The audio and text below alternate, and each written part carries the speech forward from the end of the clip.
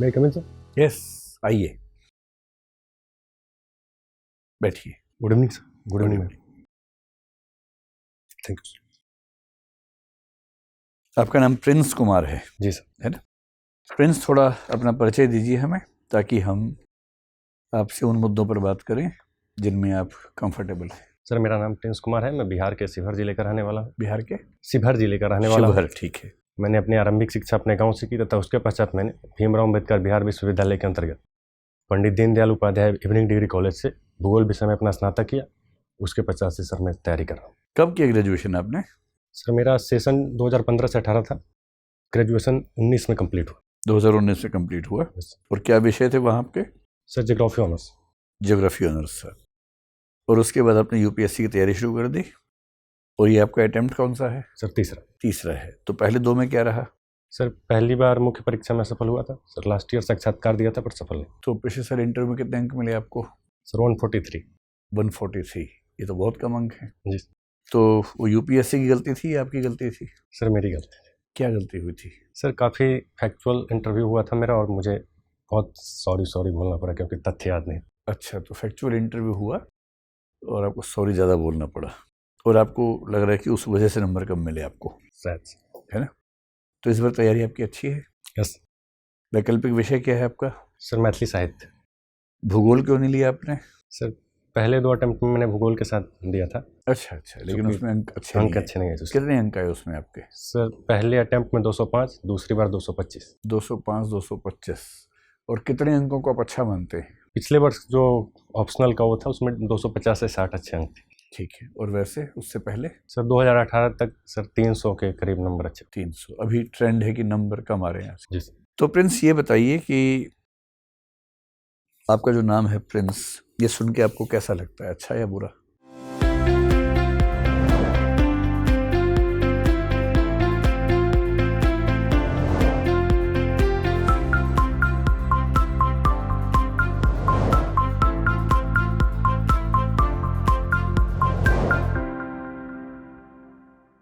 Sir नाम है इसलिए अच्छा लगता है, बट प्रिंस होने की वजह से कुछ ऐसा तो विशेष नहीं।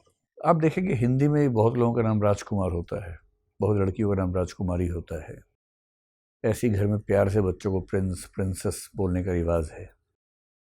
क्या ऐसा कह सकते हैं कि ये जो सारे रिवाज हैं इनके मूल में कहीं ना कहीं हमारी जो राजशाही वाले मूल्य हैं, संस्कार हैं, वो छिपे हुए हैं? सर ऐसा हो सकता है। इसके पीछे जैसे जो हमारे समाज है चूँकि उसमें ऐसे मूल्य हैं तो हो सकता है कि परिवार के स्तर पर भी आ जाते हैं। क्या भारत एक लोकतंत्र है या भारत अभी भी राजतंत्र के अवशेषों को धारण करने वाला लोकतंत्र, छद्म लोकतंत्र है? सर भारत एक लोकतंत्र है और भारत का लोकतंत्र काफ़ी अच्छा है। इसके जो सभी संस्थाएं हैं वो बेहतर ढंग से कार्य कर रही हैं। हाँ। लेकिन कुछ क्षेत्र में ऐसा लगता है जैसे सर जो पॉलिटिक्स में वंशवाद है उसमें इस तरह का ट्रेंड नजर आता है। वंशवाद केवल पॉलिटिक्स में है? नहीं सर, अन्य क्षेत्र। तो बताइए ऐसे 5 क्षेत्र जहाँ वंशवाद पॉलिटिक्स से ज़्यादा ही है या कम से कम बराबर तो है ही। सर एक तो कॉरपोरेट में है। इसके अलावा फिल्म इंडस्ट्री में? Yes sir, film industry. और क्या एकेडमिक्स में वंशवाद है? प्रोफेसर का बेटा professor. Sir yes sir, academics medical science में भी ऐसा देखा जाता है। तो ये बताइए कि भारतीय लोकतंत्र में यस कौन कौन से ऐसे लक्षण हैं जिनके आधार पर हम कह सकते हैं कि हम लोकतंत्र तो हैं पर अभी राजतंत्र पूरा हमसे छूटा नहीं है? सर एक तो वही सर, राजनीतिक दलों में भी जो पर्याप्त भागीदारी है सभी समूहों का वो दिखाई नहीं देता है।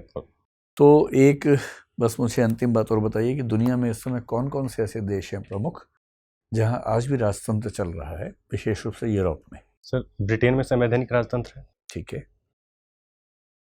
कॉन्स्टिट्यूशनल मोनार्की ब्रिटेन के अलावा यूरोप में और कहाँ कहाँ है? बहुत सारे देश हैं।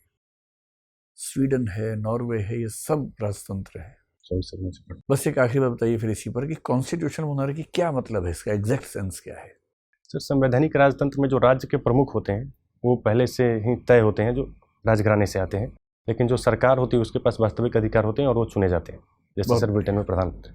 और ये ब्रिटेन में कॉन्स्टिट्यूशनल मोनार्की जो है कब से स्थापित हुई थी, कौन सी घटना थी वो? सर गौरवपूर्ण क्रांति की घटना। हाँ, कब की बात है ये?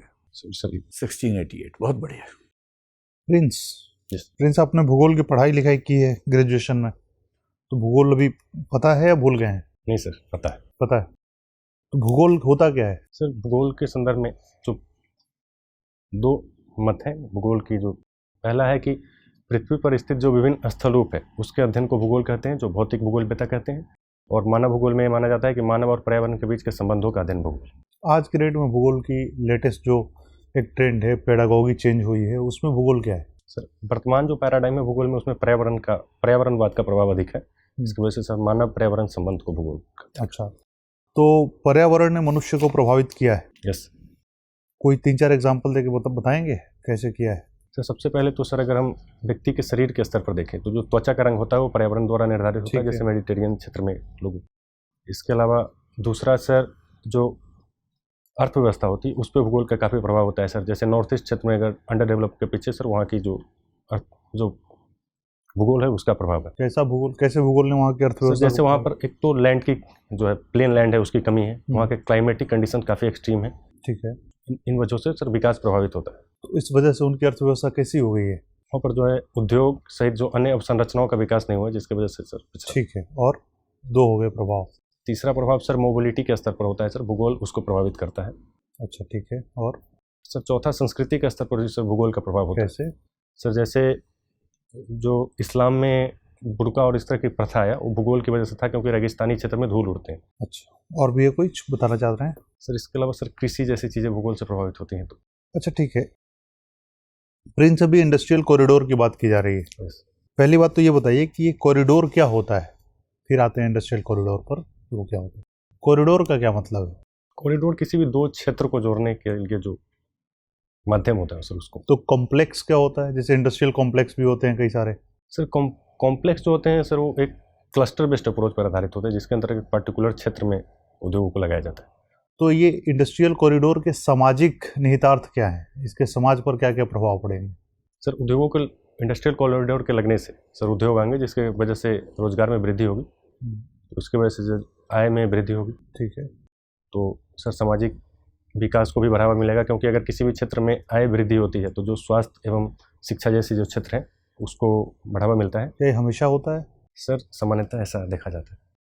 लेकिन अगर पंजाब का एग्जाम्पल ले लें, हरियाणा का एग्जाम्पल ले लें, सऊदी अरबिया के एग्जाम्पल ले लें, तो आर्थिक विकास तो बहुत पहले हो चुका है। वहाँ की अगर समाज में जाएं तो आधी आबादी महिलाओं को, क्या वो सारे अधिकार प्राप्त हैं जो वहाँ के पुरुषों को हैं? नहीं सर, ऐसा आर्थिक विकास में एक और संकल्पना ये है कि जो प्राथमिक अर्थव्यवस्था पर आधारित क्षेत्र होते हैं सामान्यतः उसमें ऐसा नहीं देखा जाता। लेकिन जो औद्योगिक विकास और सेवा क्षेत्र के हिसाब से जहाँ पर विकास होता है वहाँ पर ये ट्रांसफॉर्मेशन सामान्यतः। तो सऊदी अरबिया में किस तरह का विकास हुआ है आर्थिक रूप से? प्राइमरी सेक्टर में हुआ है, कृषि में हुआ है? सर मुख्य रूप से माइनिंग, मतलब जो पेट्रोलियम के सेक्टर में सर वो प्राइमरी सेक्टर। सर्विस सेक्टर उसका डेवलप नहीं हुआ है? Service sir. अच्छा, आपने लिखा है गार्डनिंग, किचन गार्डनिंग, ये क्या होती है? सर जो किचन की आवश्यकताओं को ध्यान में रखते हुए जो गार्डनिंग की जाती है, विशेष करके सर इसमें जो सब्जी वगैरह का उत्पादन किया। तो हॉर्टिकल्चर से ये कैसे अलग है? सर हॉर्टिकल्चर एक बड़ी संकल्पना है सर, उसमें सर सब्जी, फूल, फल, औषधि, इन सब का उत्पादन किया जाता है। तो उसके अंदर के किचन गार्डनिंग को रख सकते हैं छोटे सर्कल के रूप में? बहुत छोटा सर्कल है, क्योंकि ये सर सेल्फ कंजप्शन पर आधारित होता है। तो आप कौन कौन सी क्या क्या ग्रो करते हैं किचन गार्डनिंग में? सर अलग अलग जो मौसम के हिसाब से, जैसे सर गोभी, परवल, बैगन। अभी किस सब्जी का मौसम चल रहा है? सर अभी बैगन है, टमाटर है, बीन्स। तो कहाँ रहते हैं आप? सर अभी तो मैं सर दिल्ली में हूँ। तो यहाँ पर कर लेते हैं किचन गार्डनिंग? सर अभी नहीं कर रहा हूँ, लेकिन जब मैं घर पे रहता हूँ तो करता हूँ। अच्छा, घर पे रहते हैं तो करते हैं। अच्छा, आपकी यूनिवर्सिटी में क्या आपने कुछ लगाया है? डीम्ड यूनिवर्सिटी या इवनिंग यूनिवर्सिटी कुछ लिखा है? वो मेरे कॉलेज इवनिंग कॉलेज। ये इवनिंग कॉलेज क्या होता है? सर जो क्लास का टाइमिंग होता है वो डिफर करता है सर, जनरली दोपहर के समय से संचालित होता है 2 बजे। और एक डीम्ड यूनिवर्सिटी यूज होता है, यस। सुना है आपने? यस सॉरी सर, लेकिन जानकारी नहीं है। ठीक है। प्रिंस, ये बताइए, ये जो रशिया यूक्रेन वॉर जो हो रहा है बहुत टाइम से चल रहा है, बहुत सारी कुछ पीस टॉक्स की कोशिश की गई है, लेकिन इसमें कोई ब्रेक थ्रू नहीं मिल रहा है, वो बढ़ता ही जा रहा है। इसके क्या कारण हैं? क्यों यहाँ पे कोई कुछ भी किसी भी तरीके का पॉजिटिव डेवलपमेंट नहीं मिल पाया अभी तक? सबसे बड़ा कारण ट्रस्ट डेफिसिट है, क्योंकि जो यूक्रेन है उसके द्वारा नाटो में शामिल होने की जो पहले मांग इच्छा जताई गई थी, उससे रशिया पे जो सिक्योरिटी का मतलब एक तरीके का संकट हुआ। फिलहाल तो यूक्रेन मान गया है, वो कह रहा है कि नहीं ज्वाइन करेंगे नेटो, उसने एक्सप्लिसिटली बोला है। और एक मेमोरेंडम भी उसने जो है वो रशिया के साथ रखा था कि नहीं करेंगे। ईयू की ईयू की तरफ वो जबकि ज़्यादा झुकाव रख रहा है, जिससे रशिया को कोई खतरा नहीं होना चाहिए, पर फिर भी रशिया की तरफ से कोई बदलाव नहीं है। जी मैम, लेकिन नाटो के द्वारा इस तरह का कोई स्टैंड नहीं आया है कि वो शामिल करना चाहते हैं नहीं चाहते हैं, और रूस इस बात को लेकर अभी चिंतित है कि हो सकता है फिर से यूक्रेन अपने उससे मुकर जाए, तो इस वजह से। फिनलैंड और स्वीडन की तरफ से भी कुछ चिंताजनक स्टेटमेंट्स आई हैं नेटो को लेके। क्या आपको लग रहा है कि ये युद्ध जो है ये अभी और बड़े स्तर पर होना बाकी है? कि अभी तक कोई पीस टॉक्स में कोई सफलता नहीं मिली है और दोनों पक्ष अपने स्तर पर अड़े हुए हैं, तो अभी इसमें कोई शांति की संभावनाएं दिख नहीं रही है। ठीक है, आप मुझे ये बताइए, इस स्थिति में जहाँ पे आज हम खड़े हैं, भारत का क्या रोल हो सकता है? जो हो चुका है उसको भूल जाइए, इस वक्त क्या रोल हो सकता है? सबसे पहले तो जो ह्यूमैनिटेरियन असिस्टेंस है वो इंडिया प्रोवाइड करा सकती है। इसके अलावा लगातार भारत जैसे यूनाइटेड नेशन में कह रहा है कि संप्रभुता और जो क्षेत्रीय अखंडता है उसका सम्मान किया जाना चाहिए। इस आधार पर लगातार भारत जो है अन्य राष्ट्रों के साथ इसी सिद्धांत पर बात करके, और यूनाइटेड नेशन चार्टर जो है उसके अनुसार इसका कोई समाधान के लिए दोनों पक्षों से बातचीत करने का एक माध्यम बन सकता है। ठीक है। स्पेस ब्रिक्स के बारे में सुना है आपने? मार्स में घर बनाने के लिए खास तरीके की ईंटों का निर्माण किया गया है इसरो द्वारा। कुछ सुना है इसके बारे में? नहीं सुना। आपके राज्य में वीर कुंवर सिंह को लेके एक बहुत बड़ा आयोजन होने वाला है जी। लेकिन इसको लेके कुछ चिंताएं भी हैं। आप दोनों चीज़ बताइए, किस बात का आयोजन है, कौन है वीर कुंवर सिंह और क्या चिंताएं हैं? वीर कुंवर सिंह 1857 के जो स्वतंत्रता संघर्ष हुआ था उसमें आरा क्षेत्र में नेतृत्व किए थे। उनको लेकर जो आयोजन है वो अभी भारत सरकार जो आज़ादी के 75वीं वर्षगांठ के अवसर पर वैसे स्वतंत्रता सेनानी जिनको बुला दिया गया है उनके लिए आयोजन कर रही है। उसी के अंतर्गत वहाँ पर लगभग 75,000 तिरंगे का फहराने का आयोजन किया जा रहा है। ठीक है, तो विवाद में क्यों है ये आयोजन? मुझे विवाद के बारे में जानकारी आपको नहीं जानकारी है? ठीक है। आर्कटिक जो हमारा है पोल, वहाँ पे जो बर्फ़ है वो बहुत ही तीव्रता से गल रही है, ख़त्म होने वाली है। उसके क्या फ़ायदे होंगे और क्या नुकसान होंगे पूरे ग्लोबल वर्ल्ड को? आप मेरे को उस दृष्टिकोण से एक बार बताइए। एनर्जी, एनवायरनमेंट, ट्रेड, सब कुछ मद्देनज़र रखते हैं। जहाँ तक बेनिफिट की बात है तो आर्कटिक के पिघलने से एक नए सी कॉरिडोर, सी लेन का निर्माण हो जाएगा जिसकी वजह से व्यापार को बढ़ावा मिलेगा। इसके अलावा वो क्षेत्र एनर्जी की दृष्टि से काफ़ी समृद्ध है, तो ऊर्जा एक्सप्लोरेशन के क्षेत्र में को बढ़ावा मिलेगा। इसके अलावा वहाँ पर फिशिंग इंडस्ट्री का भी बढ़ावा मिल सकता है। जहाँ तक निगेटिव प्रभाव की बात है तो सी लेवल में वृद्धि होने की संभावना है। इसके साथ जो एल्बिडो में कमी आएगी जिसकी वजह से ग्लोबल वार्मिंग और बढ़ेगा। CH4 का उत्सर्जन होगा जिसके कारण। इसके अलावा जो पोलर वॉर्टेक्स की घटना है उसमें भी वृद्धि होगी। कुछ बायोडाइवर्सिटी पर फर्क नहीं पड़ेगा? वहाँ के जो जीव जंतु हैं, जो वहाँ की जो इकोलॉजी और बायोडाइवर्सिटी वो भी प्रभावित। तो आपने इसका तो एक बार भी उल्लेख नहीं किया, मैंने एनवायरनमेंट बोला तब भी। चलिए ये बताइए कि मिस्टीरियस लिवर डिसीज़ एक हाल ही में बहुत चर्चा में रही है, इसके बारे में कुछ जानकारी है आपको? नहीं आइडिया है? ठीक है, मेरा आपसे आखिरी सवाल रहेगा कि भारत का TFR जो है वो लगातार गिरता रहा है पिछले कुछ दिनों में। आप मुझे बता सकते हैं लेटेस्ट TFR क्या है? टोटल फर्टिलिटी रेट 2 है जी। 2 ही है? Yes ma'am. Exact 2? Yes ma'am. ठीक है, ये आइडियल से कम है, ज़्यादा है? उससे कम है क्योंकि 2.1 रिप्लेसमेंट रेट होता है। ठीक है, धन्यवाद प्रिंस। मैथिली लिटरेचर आपका ऑप्शनल है ना? मैथिली बिहार के किस क्षेत्र में बोली जाती है? केंद्रीय मैथिली है वो मुख्य रूप से दरभंगा, मधुबनी और सहरसा के क्षेत्र में बोली जाती है, लेकिन इसकी 7 अलग अलग उपभाषाएं हैं जिसकी वजह से इसका विस्तार बंगाल की सीमा से पश्चिम में गंडक नदी तक और नेपाल के साथ साथ दक्षिण में वैशाली तक। अच्छा, लिपि क्या है मैथिली की? मैथिली में ऐतिहासिक रूप से तिरहुता लिपि का प्रयोग होता था, लेकिन वर्तमान समय में देवनागरी का प्रयोग अधिक होता है। अच्छा, भाषा और लिपि में क्या अंतर होता है? भाषा श्रव्य रूप है, वही लिपि जो है वो दृश्य रूप। अच्छा, तिरहुत लिपि और उसी क्षेत्र में प्रयोग की जाने वाली जो आपकी कैथी लिपि है, दोनों में क्या समानताएं? उत्पत्ति की दृष्टि से दोनों का विकास जो है वो कुटिल लिपि से ही हुआ है, ये एक समानता है। किससे हुआ है? कुटिल। अच्छा जी।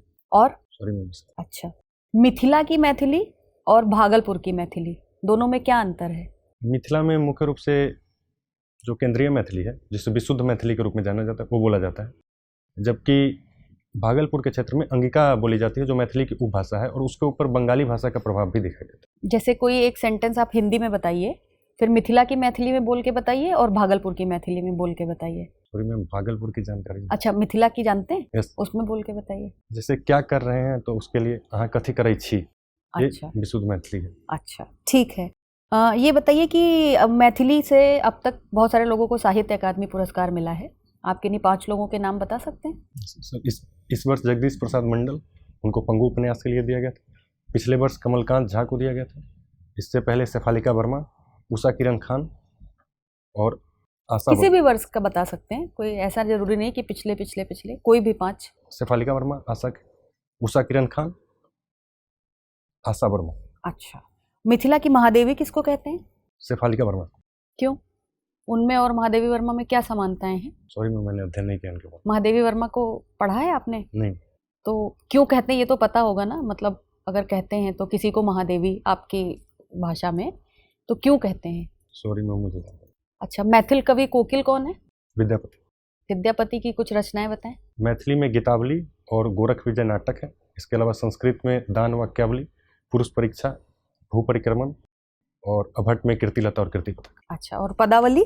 गीतावली पदावली है विद्यापति की जी। रचना, किस भाषा में है? ये मैथिली। मैथिली में है। सबसे महत्वपूर्ण रचना है वो विद्यापति की, जिसको आपने मिस किया। सॉरी मैम, एक्चुअली उससे गीतावली नाम से संकलित कर दिया गया। अच्छा अच्छा, ठीक है ठीक है ठीक है। ये बताइए कि पदावली की मादकता को किसी ने नागिन की लहर कहा था, आप जानते हैं? अच्छा, पदावली की बात करते हुए आचार्य रामचंद्र शुक्ल ने एक स्टेटमेंट दिया था, आपको पता है? एग्जैक्टली जानकारी तो नहीं है, लेकिन हिंदी साहित्य में इससे जुड़े हुए हैं। लेकिन उन्होंने ये कहा था कि अध्यात्म का चश्मा इतना आसान हो गया, ऐसा कुछ स्टेटमेंट है, मुझे एग्जैक्ट जानकारी। आध्यात्मिक रंग के चश्मे आजकल बहुत सस्ते हो गए हैं, ठीक है। दीनदयाल उपाध्याय का जिक्र किया था आपने जी। कुछ बात करते हुए, कौन से स्टेशन का नाम बदलकर उनके नाम पे रखा गया है? मुगल सराय। क्या रखा गया है? दीनदयाल स्टेशन का? उपाध्याय जंक्शन। हाँ, ठीक है। बिहार की किन्हीं 2 समस्याओं की चर्चा आप करना चाहेंगे जिन पे आपको लगता है कि सबसे ज़्यादा काम किए जाने की ज़रूरत है? सबसे पहले बाढ़ और दूसरा शिक्षा। क्या काम किया जाना चाहिए? बाढ़ को लेकर सबसे ज़रूरी ये है कि बिहार में बाढ़ को आने से रोका नहीं जा सकता। ऐसे में बाढ़ के साथ जो जीवन की संकल्पना है उसके अनुसार हमको आगे बढ़ना चाहिए। और जो नीदरलैंड का रूम फॉर रिवर प्रोजेक्ट है उसके अनुसार बड़े सारे चैनल्स का निर्माण किया जा सकता है। और इसके अलावा जो शेल्टर हाउस है, जैसे उड़ीसा में चक्रवात से निपटने के लिए भी है, वैसे शेल्टर हाउस बिहार में बनाए जाने चाहिए। अर्ली वार्निंग सिस्टम का विकास किया जाना चाहिए। इसके साथ साथ फ्लड जोनिंग किया जाना चाहिए। तो इनमें से कुछ अभी किया नहीं गया है जो आपने उपाय बताए? शेल्टर्स का विकास और जो अभी जो बिहार में बाढ़ से निपटने के लिए मुख्य रूप से तटबंध निर्माण पर बल दिया जा रहा है। अच्छा, लेकिन उससे बाढ़ की समस्याएं और बढ़ गई है, ऐसा CWC की रिपोर्ट है। अच्छा अच्छा। कोसी नदी को अभिशाप और वरदान बिहार के लिए, दोनों क्यों कहते हैं? वरदान इसलिए है क्योंकि ये एक जल संसाधन का बड़ा स्रोत होने के साथ साथ वहाँ से जो मृदा आती है, जलोढ़ मृदा, वो काफ़ी उपजाऊ होती है। अभिशाप ये है क्योंकि इसमें बड़ी मात्रा में अवसाद आती है वहाँ के क्षेत्र से, इसकी वजह से इसके तलहट में जम जाती है और वो बाढ़ का कारण बनती है और ये बार बार अपना दिशा बदलती है, जिसके कारण काफ़ी नुकसान होता है। और शिक्षा व्यवस्था में क्या सुधार किए जाने की जरूरत है, क्योंकि बिहार से तो इतने सारे लोग सिविल सर्विसेज में निकलते हैं? बिहार में मुझे लगती है कि सबसे बड़ी समस्या अभी शिक्षा व्यवस्था रही है, जहाँ तक मेरा अनुभव रहा है। तो जो क्लासेज हैं वो कंटिन्यू नहीं होती। अच्छा। और इसके अलावा जो सेशन है वो काफ़ी लेट होते हैं। जैसे मेरा जो सेशन था ग्रेजुएशन का वो 2015 से 18 था और वो कंप्लीट 19 में हुआ। और अभी जैसे सेशन चल रहे हैं तो 2022 से 23 का जिनका सेशन है वो उनका भी फर्स्ट ईयर का भी एग्जाम नहीं हुआ। अच्छा, ये बड़ी समस्या है। नकल एक बहुत बड़ा मुद्दा रही है पिछले कुछ वर्षों में बिहार की बोर्ड परीक्षाओं में। आपको क्या लगता है नकल पे कैसे रोक लगाई जा सकती है? इसके दिशा में बिहार जो बोर्ड है उसने काफ़ी अच्छा काम करते हुए अभी लगभग नकल पे बिहार में रोक लग चुका है। और जो CCTV कैमरे हैं इसका प्रयोग किया जा रहा है और इन्विजिलेटर की अकाउंटेबिलिटी तय की गई है। इसके अलावा जो चेकिंग की प्रक्रिया है उसमें भी काफ़ी सुधार किया गया और बार कोडिंग की गई कॉपी की, जिसकी वजह से काफ़ी हद तक कम हो गई। चलिए ठीक है, धन्यवाद। प्रिंस, आप मुझे ये बताइए कि इन्फ्लेशन से क्या समझते हैं? मुद्रास्फीति से तात्पर्य है वस्तुओं की कीमत में वृद्धि से। अच्छा, और इन्फ्लेशन भारत में कैसे कैलकुलेट किया जाता है? इसको लेकर 2 मेथड है, एक CPI और दूसरा WPI। क्या ये मेथड अब दोनों का ध्यान रखा जाता है या किसी एक के आधार पे इन्फ्लेशन को कैलकुलेट किया जा रहा है? जो RBI जिसको मॉनिटर करती है वो CPI होती है। CPI। अच्छा, और CPI में किन वस्तुओं को रखा गया है? इसके अंतर्गत 6 अलग अलग कैटेगरी है, जैसे प्राइमरी गुड्स है, क्लोथिंग है, हाउसिंग है, हाउस रेंट है, इस तरीके से। अच्छा, इन्फ्लेशन के तरीके का ये एक और टर्म है जिसको कहा जाता है डिफ्लेशन। यस। डिफ्लेशन क्या है? डिफ्लेशन जब किसी भी वस्तु की कीमत में कमी होती है तो उसको डिफ्लेशन कहते हैं। अच्छा, आप मुझे ये बताइए कि इन्फ्लेशन और डिफ्लेशन अगर 2 विकल्प हों तो आप कौन सा विकल्प चुनेंगे? Sir inflation. इन्फ्लेशन। तो इन्फ्लेशन क्या फ्रिक्शन की तरीके से है कि जो कुछ मात्रा में लाभदायक यस है? सर, ग्रोथ और इन्फ्लेशन में डायरेक्ट रिलेशन होता है, तो जैसे जैसे ग्रोथ होती है वैसे वैसे इन्फ्लेशन बढ़ता है, तो अगर सीमित मात्रा में इन्फ्लेशन है तो अर्थव्यवस्था के लिए अच्छा होता है। अच्छा, आप मुझे ये बता सकते हैं कि पिरामिड स्कीम क्या होती है? अभी हाल ही में जो ईडी है, एनफोर्समेंट डायरेक्टरेट, उसने एमवे कंपनी के खिलाफ एक केस दर्ज किया है कि ये पिरामिड स्कीम चला रहे हैं। चिट पिरामिड स्कीम के अंतर्गत लोगों को ये बोला जाता है कि वो अपने नीचे कुछ लोगों को जोड़े, वो उनके नीचे जोड़े, इस तरीके से एक पूरे चेन का निर्माण किया जाता है और उससे जो पैसे प्राप्त होते हैं उसी से रिटर्न दिया जाता है। तो ज़रूरी है कि इसमें फ्रॉड ही हो? ऐसा नहीं है, लेकिन कई सारे ऐसे केसेज आए भारत में जिसमें इस तरह के फ्रॉड की स्थिति हुई, जैसे शारदा चिट फंड। और अच्छा, आपको किचन गार्डनिंग का शौक है तो आजकल एक नया टर्म सुनने को मिलता है, क्लाउड किचन या क्लाउड बेस्ड किचन। ये क्या है? सुना नहीं आपने? अच्छा, आपको हिंदी वेब सीरीज़ देखने का भी शौक है? तो आजकल ऐसा देखा गया है कि जितनी भी ये वेब सीरीज़ बन रही हैं या मूवीज़ आ रही हैं, और कभी कभी ये क्रिमिनल्स को ग्लोरीफाई करती हैं या क्रिमिनल एक्ट्स को ग्लोरीफाई करती हैं। तो आपको क्या लगता है कि कितनी जिम्मेदारी बनती है इस माध्यम के ऊपर कि वो ऐसी चीज़ों को ना करें? क्राइम को ग्लोरीफाई करने की जो बात है, तो उसके लिए निश्चित रूप से उनकी मोरल रिस्पॉन्सिबिलिटी है कि वो उसके लिए कार्य करें। हालांकि सरकार ने आईटी रूल के अंतर्गत इसके लिए प्रोविजंस किए हैं ताकि कंटेंट को क्लासिफाई किया जाए और उस सेल्फ रेगुलेशन तो की आपको बात लगता है कि मतलब इस तरीके का कुछ रेगुलेशन सरकार के द्वारा लगाया जाना चाहिए कि क्या दिखा सकते हैं, क्या नहीं दिखा सकते हैं? सरकार क्या दिखाए या ना दिखाए इसके बजाय उसकी पहुंच बच्चों तक न हो, इस पे दिशा पर कार्य कर रही है और इसीलिए कंटेंट को क्लासिफाई कर रही है। दूसरी बात, व्यक्ति के ऊपर ये स्वायत्तता होनी चाहिए कि वो क्या चुनना चाहता है देखने के लिए। तो कंटेंट अगर क्लासिफाई होगी तो लोग अपने हिसाब से स्वेच्छा से चुन सकेंगे। तो ये सेंसरशिप कितनी जायज़ है फिर ऐसे मामले में? सर, सेंसरशिप फिल्मों का होता है और फिल्म और वेब सीरीज में मूल अंतर यह है कि जो वेब सीरीज है वो पर्सनल डिस्प्ले पर हम देखते हैं, जिसकी वजह से वो हम तक सीमित होता है, लेकिन जो फिल्म है वो थिएटर में प्रदर्शित किया जाता है, इसलिए उसका सेंसरशिप किया जाता है क्योंकि वहाँ पर समूह में लोग देखते हैं और उसका प्रभाव ज़्यादा हो सकता है। ठीक है, मेरा आखिरी सवाल आपसे ये है कि अभी अबू सलेम को लेकर फिर से विवाद चल रहा है। तो इनका एक्सट्रेडिशन हुआ था पोर्तुगाल से, इनको भारत लाया गया था। तब भारत सरकार ने कुछ कमिटमेंट किए थे पोर्तुगाल सरकार से कि इनको या तो मृत्युदंड नहीं दिया जाएगा या 25 साल से ज़्यादा का कारावास नहीं दिया जाएगा। लेकिन अभी एक केस में एक कोर्ट ने इनको लाइफ इम्प्रिजनमेंट दे दिया है। तो ऐसे में भारत सरकार पे क्या ये कोई बाध्यता है कि वो पोर्तुगाल से किए गए वादे का सम्मान करें? सर मुझे इसकी जानकारी नहीं। धन्यवाद। प्रिंस, ये बताओ, आप तो मैथिली साहित्य के विद्यार्थी हैं, जो पदावली है या जो गीतावली है उसको तो आपने कहा कि मैथिली की है जी सर, लेकिन कीर्ति लता और किस तरह से कीर्ति पताका के लिए आपने कहा कि अभट्ट की हैं जी। तो कीर्ति पताका तो अब तक मिली नहीं है, तो आपने पढ़ी भी नहीं होगी। कीर्ति लता को लेकर विवाद है कि उसको अभट्ट की माने या ना माने, लेकिन उसमें एक छंद ऐसा है जिस छंद की वजह से उसको हम अभट्ट का मान लेते हैं, बल्कि उस छंद की वजह से अभट्ट एक भाषा के रूप में एस्टेब्लिश भी हो जाती है। वो क्या छंद है? सक्के बानी बहुवन भावे, पाऊ रस को ममना पावे, देसिल वैना सब्जन मीठा, ते तैसन जंपे अभट्टा। इसका मतलब बताइए। ये जो संस्कृत वाणी है वो बुद्धिजीवी लोगों की भाषा है। सक्के बाणी बहुजन भावे, ठीक है, और पाऊवम रस को मम न पावई, क्या मतलब है इसका? सॉरी सर, कोई बात नहीं, अगली पंक्ति बताइए। देसिल बर्णा सब्जन मिठा, क्या जो है देसी वाणी होती है वो सबसे अच्छी होती है, मीठी। सब जन मिठा, सभी लोगों के लिए मीठी होती है, सभी जनों के लिए मीठी होती है। आगे, तय तैसन जंपा अभट्ट, इसलिए अभट्ट क्यों? इसलिए अभट्ट भाषा की बात करते हैं। ठीक से आपको नहीं पता, कोई बात नहीं। तो ये एक ऐसा छंद है जिसकी वजह से अभट्ट को एस्टेब्लिश करने का मौका मिलता है। बहुत बढ़िया। वेब सीरीज आप देखते हैं, तो मुझे ना ये बताएं कि ऐसे 5 एक्टर्स के नाम बताइए जो वैसे तो बहुत शायद नहीं चल पा रहे थे या ना चल पाते, लेकिन वेब सीरीज आने की वजह से वो एक स्टारडम के लेवल तक पहुंचे हैं और वो OTT के स्टार्स मान लिए गए हैं। मनोज वाजपेयी। मनोज वाजपेयी। सीरीज का नाम बताइए। The family man. The family man, ठीक है। प्रतीक गांधी। प्रतीक गांधी। स्कैम 1992। हाँ ठीक है, scam 92। Pankaj Tripathi. Pankaj Tripathi. Yes, secret game. Secret games. और इसके अलावा जिम सैरफ, जिम शेरगिल कहना चाह रहे हैं। जिम सैरफ रॉकेट बॉय जो अच्छा, जिम, हाँ ठीक है ठीक है, gym Surf. Yes, rocket boys में है वो। यस। अच्छा अच्छा। और जितेंद्र कुमार पंचायत। पंचायत वाले जितेंद्र कुमार। और यदि आपको 3 वेब सीरीज सुझानी हो मुझे जो मैं देखना चाहूँ, कौन से 3 बताएंगे? रॉकेट बॉयज, पंचायत और स्कैम 1992। इन तीनों के डायरेक्टर्स कौन कौन है?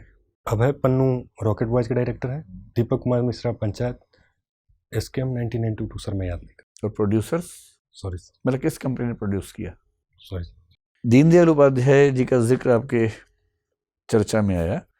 एक इनका दर्शन था एकात्म मानववाद, जो आजकल भारतीय जनता पार्टी का सैद्धांतिक दर्शन माना जाता है।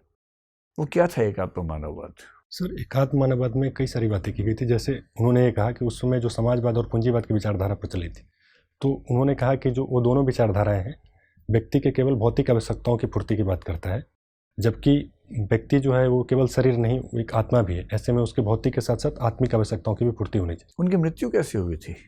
उनकी मृत्यु सर संदेहास्पद अवस्था में हुई थी, जब वो ट्रेन से यात्रा कर रहे थे, पटना जा रहे थे। इस दौरान मुगलसराय स्टेशन पे उनका शव मिला था, तो इसीलिए उस स्टेशन का नाम बदल के अब Yes. दीनदयाल उपाध्याय स्टेशन कर दिया गया है। ठीक है।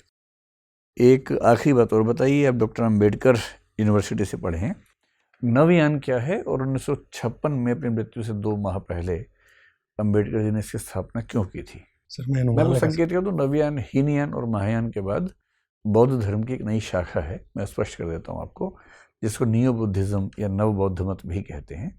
अब आप बताइए कि वो क्या है और उस पर क्या नई बातें हैं। सर मैं ठीक से परिचित नहीं हूँ इस बारे में, लेकिन सर उन्होंने अपनी मृत्यु से पहले लगभग 5 लाख लोगों के साथ बौद्ध धर्म में परिवर्तन किया था।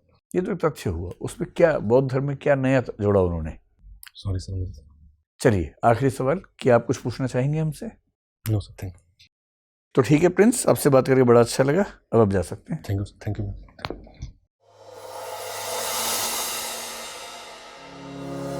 टीम दृष्टि पेश करती है आईएएस की तैयारी का अनूठा और स्थायी ऑनलाइन विकल्प, क्योंकि अब दिल्ली का क्लासरूम आ गया है आपके मोबाइल में। कोर्स में एडमिशन और लाइव क्लासेस के लिए डाउनलोड करें दृष्टि लर्निंग ऐप या हमें फ़ोन करें दिए गए फ़ोन नंबर्स पर। आइए प्रिंस, आइए विराजिए। कैसा लगा इंटरव्यू देके? सर एक तो नाम वाला सवाल बहुत परेशान करता है, तो फिर वहीं से स्टार्ट। हर जगह परेशानी होता है। कितने मॉक इंटरव्यू दे चुके हो अब तक? चौथा। और पिछले साल इंटरव्यू दिया था ना, 149 43। 143 उसने पूछा था। सर पहला ही सवाल यही था। हो गई, नाम इतना प्यारा आपका तो सवाल तो आएगा जाएगा। क्या पूछा था? यही सब? आपका नाम रॉयल है, ऐसा ही एटीट्यूड है क्या आपका? यही नहीं तो अच्छा है ना कि पेपर लीक हो गया पहले से ही कि क्या सवाल पूछेंगे, पहले ही पता है आपको। सर ये डिफेंड नहीं होता, फिर कैसे बहुत सारे सवाल आए। ऐसा क्या है इसमें? क्या नहीं डिफेंड होता? पूछो मुझसे, अभी जवाब देता हूँ। सर एक तो प्रिंस वाली क्या बात है आप में? ये कुछ नहीं है, मेरे पेरेंट्स को लगा था। सर दूसरा सवाल ये करते हैं, आपका नाम पेरेंट्स की नज़र में प्रिंस था, लेकिन मैं तो सामान्य व्यक्ति हूँ। तो दूसरा एक कि आपका नाम अर्थहीन है डेमोक्रेसी में, इसका क्या अर्थ है? ये तो प्रश्न अजीब सा नहीं, अर्थहीन है तो फिर अर्थ क्यों पूछ रहे हैं, है ना? डेमोक्रेसी में इसका अर्थ है। आप कहें सर मेरे पेरेंट्स ने जब मेरा नाम रखा, उनको डेमोक्रेसी के वैल्यू सिस्टम की उतनी समझ नहीं थी। उनके लिए सिर्फ इतना, जैसे हर पिता के लिए बच्ची राजकुमारी होती है, प्यार से कहते हैं। अंतर सिर्फ इतना है कि प्यार से कहे जाने वाले नाम को ही मेरा फॉर्मल नाम बना दिया गया। बाकी घरों में फॉर्मल नाम अलग होता है, लेकिन घर में बच्चों को राजा बेटा, रानी बिटिया बोलते ही हैं। मेरे केस में इतना ही हुआ कि वही नाम स्कूल में भी आ गया। ठीक, ऐसे बोलते इसमें आपकी तो कोई गलती है नहीं इसमें। जी। नाम रखने की गलती सारी पेरेंट्स पे डाल दो, है ही उनकी गलती, इसमें आप क्या कर सकते हैं? अगर ये गलती है तो उनकी है, अगर ये अच्छा है तो उनकी अच्छाई है। इसमें डरना नहीं है आपको, डिफेंड नहीं करना कुछ भी, है ना? जिस गलती के लिए आप जिम्मेदार नहीं है उसकी ना सफाई देनी है, ना उसके लिए बहुत दबाव में रहना है। ठीक है। आज के इंटरव्यू में आपके हिसाब से कितने अंक मिलने चाहिए आपको? वो 160-70। हाँ ठीक अनुमान है आपका, लेकिन आपका लेवल 190 का है अगर आप थोड़ी सी और मेहनत करें। मैं आपको बताता हूँ क्या करना है। आपकी एंट्री अच्छी है, आपका बैठने का तरीका बहुत अच्छा है, आपकी ड्रेस बहुत अच्छी है। बस एक काम करना, जूते पॉलिश कर लेना। जी। ठीक है। कुछ सैद्धांतिक वजह तो नहीं है कि जूते पॉलिश नहीं करूँगा, ऐसा तो नहीं है। बाई चांस ऐसा हुआ है, क्योंकि जितने बच्चे आते हैं ना जूते चमका के आते हैं। पहली बार मैंने देखा कि एक बच्चा आज बिना चमकाए। सर 3-4 दिन से मॉक दे रहा था, तो इधर उधर घूमते घूमते इस पर धूल पड़ गई। अब मॉक खत्म हो गए तो चमका के रख दो उस दिन के लिए, फिर उस दिन पहन के जाना है। ठीक है। प्रिंस वाले मामले में देखो आप ठीक हो, कोई दिक्कत नहीं है। मोनार्की क्या होती है, कॉन्स्टिट्यूशनल मोनार्की, जैसे आपने खुद ये शब्द बोला, संवैधानिक राजतंत्र। यूरोप में इतने सारे देश अभी हैं, यूरोप क्या बाकी जापान कॉन्स्टिट्यूशनल मोनार्की है, मलेशिया मोनार्की है। इतने बड़े बड़े देश हैं जो दुनिया भर को ज्ञान दे रहे हैं। इंग्लैंड है, स्वीडन है, नॉर्वे है, डेनमार्क है, सब इन समय राजा है है कॉन्स्टिट्यूशनल मोनार्की, पर सब मोनार्की वाले देश हैं। आप इन सबका जिक्र कीजिए। एक फ्रांस को छोड़ दीजिए, एक जर्मनी को छोड़ दीजिए, बाकी लाइन से मोनार्कीज मिलती है वहाँ पर। तो एक बार देख लो नेट पे जाके कौन कौन से हैं, ठीक है। इसी तरह से कि भारत में कौन कौन से ऐसे ट्रेंड्स हैं मोनार्की के बारे में जानबूझ के पूछा आपने, कई राज्यों का बताया, ठीक है, बताना भी चाहिए। इसकी वजह क्या है पूछेंगे तो बोलना कि सर जनता अभी लोकतंत्र के मूल्यों को उतना नहीं समझ पाई है। उनको लगता है कि बाप राजा था, मुख्यमंत्री था, तो बेटे को होना चाहिए। तो वो पितृसत्ता और राजतंत्र के मूल्य के से बेटी नहीं, बेटे पर ज़्यादा रुझान रहता है। तो वो मूल्य हैं और जनता के मूल्य बदलने में सदियां लगती हैं। वो केवल व्यवस्था बदलने से मूल्य नहीं बदल जाते। फिर ये जो वंशवाद है हर फील्ड में है, आपको बताना चाहिए। वकीलों की दुनिया में देख लीजिए, डॉक्टर्स में देखिए, हर बड़े डॉक्टर का बेटा डॉक्टर मिलेगा आमतौर पे आपको। अगर वो बहुत योग्य नहीं है तो प्राइवेट हॉस्पिटल से पढ़वाएंगे, उसको प्राइवेट कॉलेज से पढ़वाएंगे डोनेशन देके। एक बार हो गया तो उसके बाद तो मैनेज हो ही जाता है। तो वंशवाद तो हमारी व्यवस्था में लगभग हर जगह है। पॉलिटिक्स का वंशवाद ज़्यादा दिखता है, इसलिए उस पर चोट ज़्यादा होती है। इसके बाद जो वेब सीरीज़ वाला था ठीक लगा। आपने DDU जो है दीनदयाल उपाध्याय, अच्छी जानकारी आपको है। मुझे लगा था कि फंसोगे, लेकिन आपने बढ़िया बताया। डॉक्टर अंबेडकर वाला मामला भी ठीक था, लेकिन थोड़ा सा उनके तथ्य और देख लीजिए, क्योंकि वो सवाल ना बहुत तरह के बन सकते हैं आपसे, तो उनके बारे में आइडिया आपको अच्छा होना चाहिए। अब हट्ट वाला भी आपने अच्छे से सुना दिया, वो कविता ठीक से ध्यान कर लेना, मीनिंग आप उलझ रहे थे। चांसेस कम है, लेकिन क्योंकि अब हट्ट आपने खुद जिक्र किया है तो हो सकता है पूछ ले कोई आपसे। मैथिली पे अब की पकड़ अच्छी है, लेकिन ऐसा लगता है कि कुछ चीज़ों में, जैसे कैथी और तिरहुत में क्या अंतर है, तो थोड़ा सा और पता रहेगा तो बेहतर होगा। एक दिन लगा के ब्रशअप कर लीजिए। वेब सीरीज़ पे अच्छा है। मैंने कई लोगों से डायरेक्टर्स के नाम पूछे, कोई नहीं बताता, सब चुप हो जाते हैं। आपको डायरेक्टर्स के नाम भी पता है, प्रोड्यूसर तो शायद नहीं पता था, लेकिन जो 5 बेस्ट वेब सीरीज़ तय कर लीजिए, उनके डायरेक्टर्स, लिरिसिस्ट तो क्या, जो स्क्रिप्ट राइटर्स थे उनके नाम, प्रोड्यूसर्स या प्रोडक्शन कंपनी कौन सी उनके नाम देख लीजिए, और कौन से प्रोड्यूसर्स कौन से डायरेक्टर्स इस केस में अच्छा काम कर रहे हैं। फिर नेटफ्लिक्स है, अमेजोन प्राइम है, उन सब की तुलनाएँ ठीक से कर लीजिए। कौन सी सीरीज़ कहाँ है, क्या रिवेन्यू है, कितना खर्चा हुआ था, प्रॉफिटेबिलिटी है या नहीं, सोशल इम्पैक्ट किसका क्या है। एक दिन लगा के वो सारे एंगल्स तैयार कर लीजिए। आपकी सबसे अच्छी बात है कि आपके पास हर सवाल का जवाब है। मतलब कहीं कहीं सॉरी बोलना स्वाभाविक है, उसके अलावा कह रहा हूँ ऑनेस्टी झलकती है। आप जब बोलते हैं लगता है कि सच बोल रहे हैं आप, जो कि बहुत बड़ी क्वालिटी है। फ्लेक्सिबल हैं, विनम्र हैं, स्माइल बहुत अच्छी है, ये सब बहुत बढ़िया चीज़ें। जो कमज़ोरी है केवल 2 हैं। एक तो आपकी आवाज़ बहुत नीची है। सर कोल्ड हुआ है तो मतलब इस वजह से मैं थोड़ा आवाज़ कोल्ड हो गया है तो बीच में बोल देना चाहिए था कि सर कोल्ड हो गया, सिर्फ बोल नहीं पा रहा हूँ, ताकि वो जो नाराज़गी है ना वो हट के सिंपैथी के अंक और मिलने एक्स्ट्रा, है ना। तो आवाज़ थोड़ी सी ऊंची रखिएगा वहाँ पर। दूसरा, कभी कभी ना बहुत छोटे आंसर दे रहे हैं। देखो जो फैक्चुअल है तो छोटा होगा, लेकिन जब मेंबर का चेहरा देख के पढ़ो, लिसनिंग स्किल्स में बहुत ज़रूरी है कि आप जिससे बात कर रहे हैं उसके चेहरे से अनुमान लगाएं कि उत्तर और सुनना चाह रहे हैं या चाह रहे हैं कि मैं चुप हो जाऊं, ये आपको समझना पड़ेगा। तो कुछ प्रश्न ऐसे होते हैं जहां हम चाहते हैं कि आप 2-4 वाक्य बोलेंगे, आप एक वाक्य बोल के चुप हो जाते हैं। अब उससे 2 दिक्कत होती है, एक तो पूरी बात समझ में नहीं आती है, फिर बोलना पड़ता है, तो मेंबर्स को बहुत मेहनत करनी पड़ती है। दूसरा, कभी कभी मेंबर तब तक नया प्रश्न नहीं सोच पाए होते तो वो दबाव में आ जाते हैं। वो दबाव अल्टीमेटली किसको नुकसान करेगा? मुझे आपको ही करेगा, है ना। तो जिन प्रश्नों में एनालिटिकल कोई स्कोप है ना, वहाँ थोड़ा सा लंबा आंसर दीजिए। जनरली हमें सबको कहना पड़ रहा है छोटा आंसर दो, आपको कह रहे हैं हम थोड़ा सा लंबा आंसर दो, ठीक है। अगर इतना कर लेंगे तो निश्चित रूप से आप 190 प्लस की रेंज में आ सकते हैं। कोई प्रश्न है आपके मन में? नहीं सर, बस वो नाम वाला था। नाम वाले मैंने आपको बताया। फिर भी किसी प्रश्न का उत्तर ना निकले नाम वाले में ना, तो कल परसों में आ जाइएगा, हम डिस्कस कर लेंगे बीच में ऐसी टाइम निकाल के। लेकिन हमने आपको एंगल बता दिया, उस पर काम कर लीजिए, और वो डरने की बात नहीं है। आपकी गलती नहीं तो आप क्यों परेशान होंगे? आपका नाम क्या रखा आपके पेरेंट्स ने, इसमें आपका रिस्पॉन्सिबल है, ठीक है। ठीक है, ऑल द बेस्ट।